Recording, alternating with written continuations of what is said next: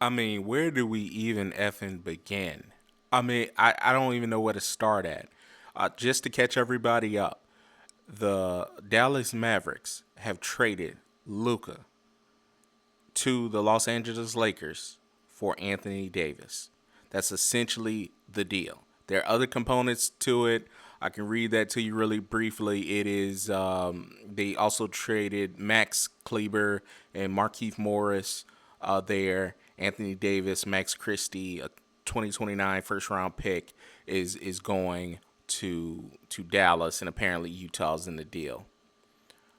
All that being said, wow, this is a major trade. Everybody was just chilling on a Saturday night. Everything was cool. And then boom, bang.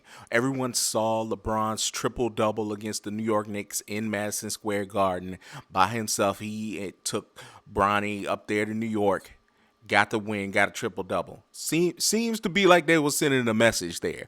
I am here to go for the championship, because the early reports that he didn't know about all this going on, bullshit. Okay, first of all, Anthony Davis is a clutch client. They don't talk and have Anthony just traded because he can cause trouble for the Dallas Mavericks. He had to know about it, meaning Rich Paul had to know about it, meaning LeBron James had to know about it. Let's just be honest and let's just be real, okay? Let's get that first and foremost out of the way. This to me is sending a message that he is going after the championship, the NBA crown with Luka this season with his son in tow. He has heard all those things Stephen A. Smith and many other folks have had to say, especially recently, saying that he should not be playing, his son should not be playing in the first quarter, shouldn't be playing, period. He should be an NBA G leaguer because that's where he belongs. There's been a lot of back and forth dialogue behind the scenes, which Stephen A. Smith has talked about, where people have texted him on LeBron's behalf saying, hey, bro, you tripping.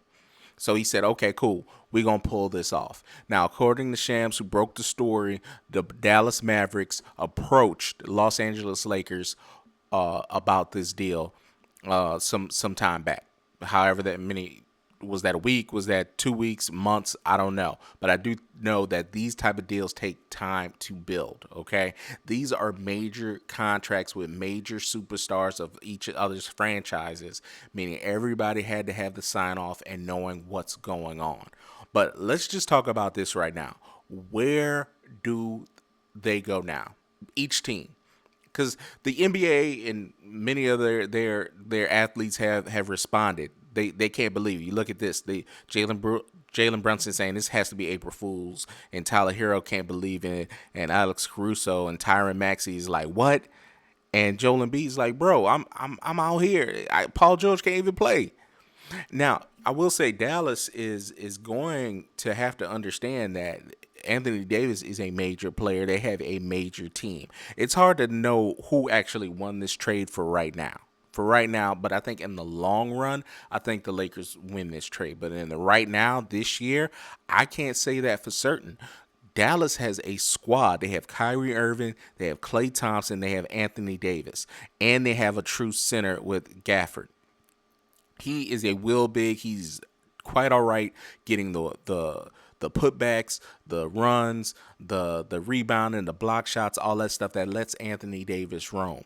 The thing is, Anthony Davis is prone to get injured. He will probably be injured. He was injured now.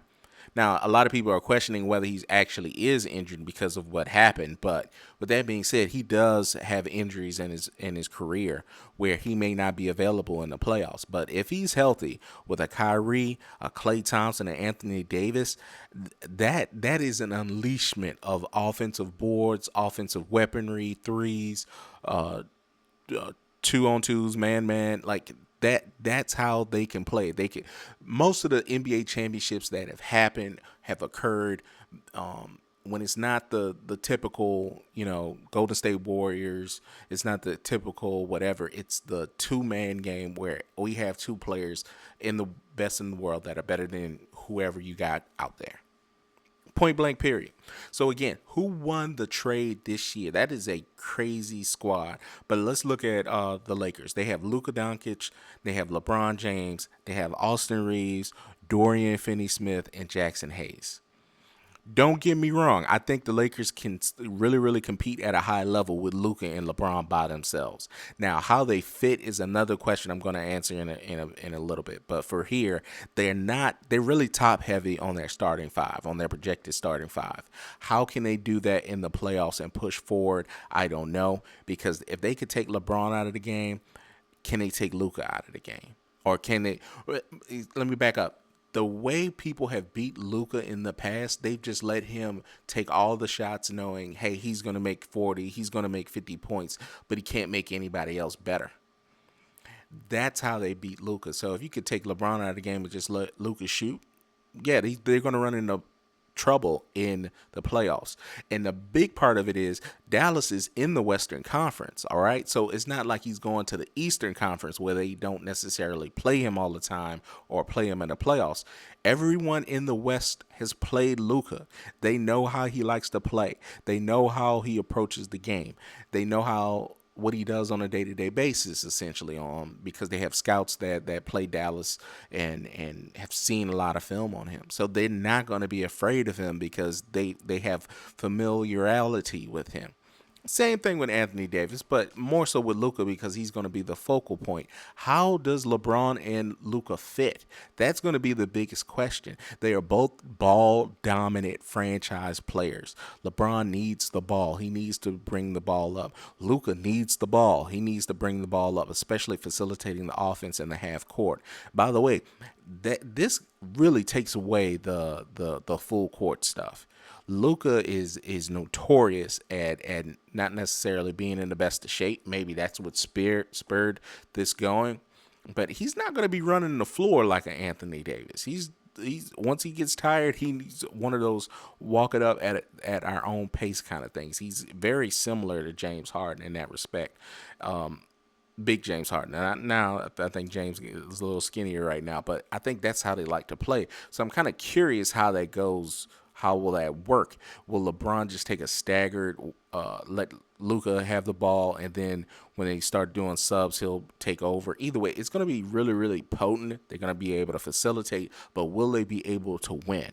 I don't know. But in the long term, you got Luka a part of your franchise, you're in a good space. I really do. I don't know why they decided to trade him. Y'all can chime in below.